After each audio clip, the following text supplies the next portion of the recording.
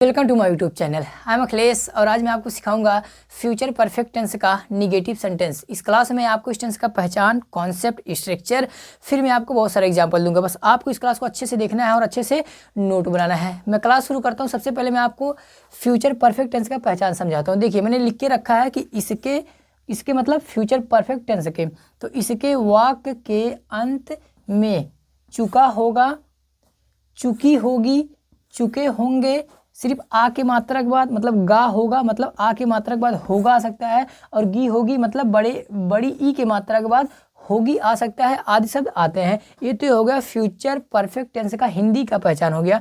Concept क्या कहता है? कॉन्सेप्ट मैंने यहाँ पे नहीं लिखा है, आपको कॉन्सेप्ट लिखना है। कॉन्सेप्ट आपको डालना है हेडिंग, कॉन्सेप्ट हेडिंग डाल लेना है। उसके बाद उसमें लिखना है कि इसमें कोई कार्य फ्यूचर में पूरा हो गया होगा। इसमें कोई कार्य फ्यूचर में पूरा हो गया होगा। तो जो कार्य भविष्य में पूरा हो गया होगा उस काम को दिखाने के लिए हम फ्यूचर परफेक्ट टेंस का प्रयोग करेंगे। जो कार्य फ्यूचर में समाप्त हो गया होगा उसी काम को दिखाने के लिए हम फ्यूचर परफेक्ट टेंस का प्रयोग करते हैं। मैं आपको 2-4 एग्जाम्पल बताता हूँ। मैं कराऊंगा पानी पी लिया होगा, वह तुम्हारे घर पहुँच गया होगा, तुम्हारे पापा आ गए होंगे। तो जो काम है वो काम क्या हो रहा है? समाप्त हो जाए। मतलब जैसे तुम्हारे पापा आ गए होंगे तो आने का काम पूरा हो गया।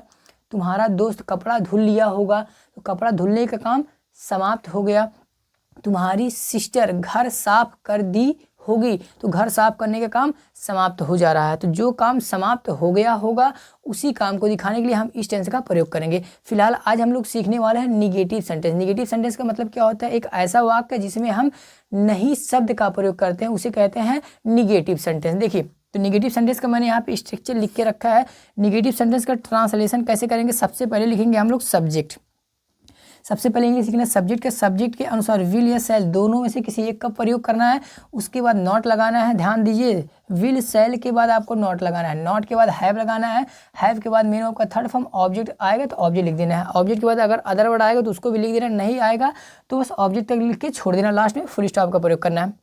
तो मैं थोड़ा सा साइड हो जा रहा हूँ ताकि आप पहचान लिख सके। कॉन्सेप्ट मैंने आपको हिंदी में बोला तो कॉन्सेप्ट नोट कर लीजिएगा और ये स्ट्रक्चर नोट कर लीजिए। 2 एग्जाम्पल लिख के रखा है मैंने ताकि आपको स्ट्रक्चर समझ में आ जाए कि जो ट्रांसलेशन किया जा रहा है इसी के अनुसार किया जा रहा है, इसी के क्रम में किया जा रहा है। ठीक है, देखिए पहले एग्जाम्पल लिखा कि वे पैसा नहीं चुराए होंगे। वे पैसा नहीं चुराए होंगे, वे पैसा नहीं चुराए होंगे। तो काम कौन नहीं किया होगा? वे का इंग्लिश होता है दे। देखो इस स्ट्रक्चर को देखो, इसी के अनुसार ट्रांसलेशन करना है। फार्मूले में हमारा क्या है? सबसे पहले सब्जेक्ट का इंग्लिश लिखना है तो दे हो गया। दे के बाद विल या शैल दोनों में से कोई एक का प्रयोग करना है। तो मैंने यहाँ पे देखो विल लगा लिया। अब कहोगे सर शैल क्यों नहीं लगाया? तो बेटा सुनिए, आई और बी 2 सब्जेक्ट के साथ हम शैल का प्रयोग करते हैं, बाकी अन्य कोई भी सब्जेक्ट हो सबके साथ हम विल का प्रयोग करते हैं। तो इसलिए दे विल हो गया।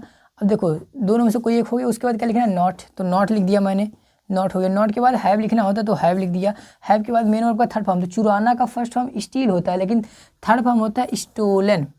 अब ऑब्जेक्ट लिखो क्या, तो क्या का जवाब है मनी। ठीक है, तो यहाँ पे हो गया, सेंटेंस बन गया they will not have stolen the money. तो इस तरह से ट्रांसलेट करना है। दूसरा एग्जाम्पल लिखा है कि राज उसे नहीं चिढ़ाया होगा। राज उसे नहीं चिढ़ाया होगा। चिढ़ाते नहीं है ए मोटका, ए कलुआ, ऐसे करके चिढ़ाते नहीं है। आपने भी चिढ़ाया होगा किसी ने किसी को।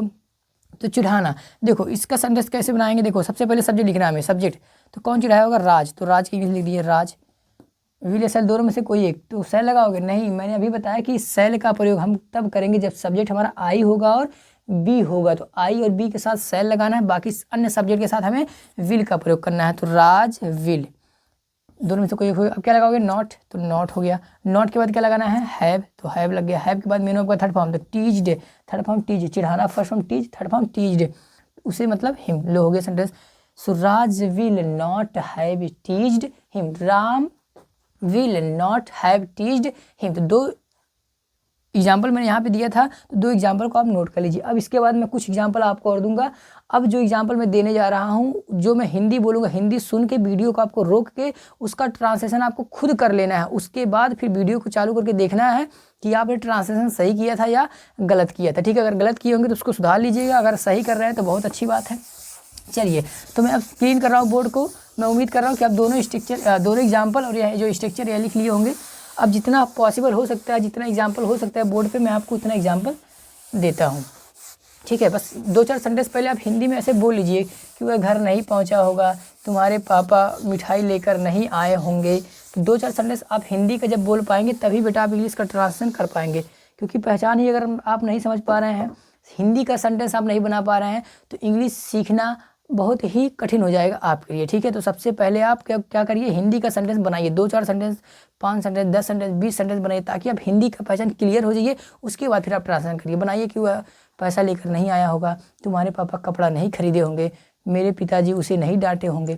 तो इस प्रकार के सेंटेंसेस बनाइए। ठीक है, अब मैं आपको एग्जांपल दिखाता हूँ। ठीक है, तो जो एग्जांपल मैं देने जा रहा हूँ सबका पहले आपको खुद ट्रांसलेशन करना है हिंदी सुन के। मैं हिंदी नहीं लिखूंगा, क्योंकि हिंदी अगर मैं लिखूंगा तो टाइम ज़्यादा लग जाएगा। ठीक है, तो that is why I am not gonna right Hindi on the board, just I will write only English. मैं इंग्लिश वर्ड लिखूंगा। ठीक, ओनली इंग्लिश, हाँ ओनली अखिलेश सर। ठीक है, सब्सक्राइब कर दो ओनली अखिलेश सर को। ठीक है, चलिए पहले एग्जांपल मैं दे रहा हूँ। मैं कह रहा हूँ वह फुटबॉल नहीं चुराया होगा, वह फुटबॉल नहीं चुराया होगा। तो वह का इंग्लिश क्या होता है, he will not have stolen the football, he will not have stolen the football. अब इसको थोड़ा फ्लुएंसी के साथ बोलो, स्पीड में, he will not have stolen the football. ठीक है, अगला एग्जाम्पल बनाते हैं। मैं कह रहा हूँ वह पैसा नहीं छुपाई होगी, वह पैसा नहीं छुपाई होगी। कोई फीमेल है तो फीमेल के लिए हम क्या प्रयोग करेंगे, सी विल नॉट हैव। छुपाने के लिए क्या होता है, हिडन। थर्ड फॉर्म हिडन होता है बेटा, हिडन द पैसा था तो money, hidden the money. Next example check करिएगा कि आपका सेंटेंस सही हो रहा था या गलत हो रहा था। अगर गलत हो रहा तो मोबाइल में घुस के तोड़ेंगे हाथ, पक्का बता रहा हूँ। आपको लग रहा होगा सर आप हम तक नहीं पहुँच पाएंगे, बेटा ऐसा मत सोचो, मैं कहीं भी जा सकता हूँ, मेरे पास मैजिक है। ठीक है, अगर सेंटेंस गलत हो तो तोड़ेंगे हाथ। ठीक है, चलिए तीसरे एग्जाम्पल मैं आपको दिखाता हूँ। मैं कह रहा हूँ तुम्हारा दोस्त घर नहीं पहुँचा होगा, तुम्हारा दोस्त घर नहीं पहुँचा होगा। तो चलो इसका इंग्लिश बनाते हैं, your friend will not have, पहुँचने के लिए होता है reached at home, your friend will not have reached at home. अगला एग्जाम्पल बनाते हैं, एग्जाम्पल नंबर 4।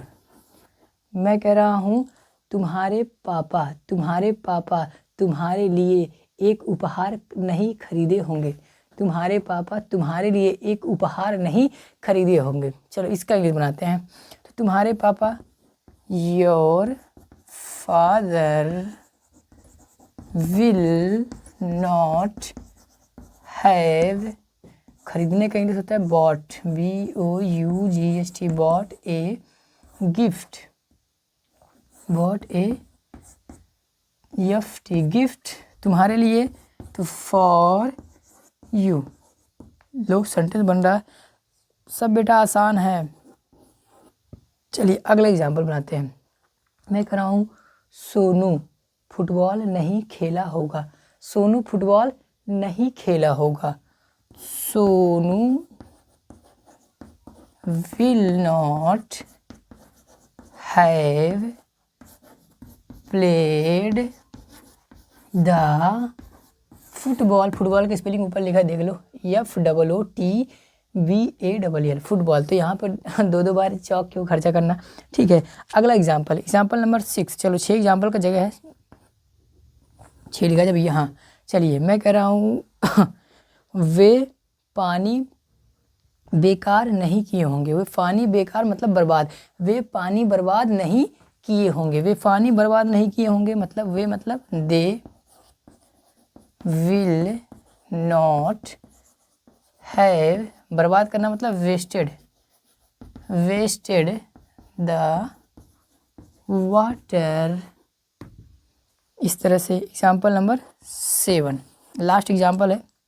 देखिए मैं कह रहा हूँ तुम्हारा भाई पौधा नहीं लगाया होगा, तुम्हारा भाई पौधा नहीं लगाया होगा। तो तुम्हारा भाई योर ब्रो शॉर्ट में विल नॉट हैव, पौधा लगाने के लिए से बोलते हैं बेटा प्लांट, प्लांटेड। बस आप यहीं तक लिख के छोड़ सकते हैं कि your bro will not have planted. Planted मतलब ही होता है पौधा लगाना, लेकिन आप ऑब्जेक्ट लिखना चाहते हैं तो लगा दो द प्लांट। चलिए, तो 7 एग्जाम्पल मैंने आपको दिया है। अब आप हिंदी बनाइए और उसका इंग्लिश बनाइए, ठीक है। इस तरह से अगर आप प्रैक्टिस करते हैं तो कसम से कह रहा हूँ मैं, आप बेहतर स्टूडेंट बनेंगे। आप घर पे बैठ के सोचिए कि मम्मी घर पे नहीं पहुँची होगी, mom will not have reached at the home. Mummy ने उसे नहीं डांटा होगा, मम्मी ने उसे नहीं डांटी होंगी। Mom will not have scolded her. पापा उसे थप्पड़ नहीं मारे होंगे। Father will not have slapped him. तुम्हारा छोटा भाई पौधा नहीं तोड़ा होगा। Your younger brother will not have plucked the plant. तो इस तरह से आप जितना सेंटेंस सोचिए उसका ट्रांसलेशन करिए, इस तरह से आप बेहतर बनते चले जाएंगे, ठीक है। तो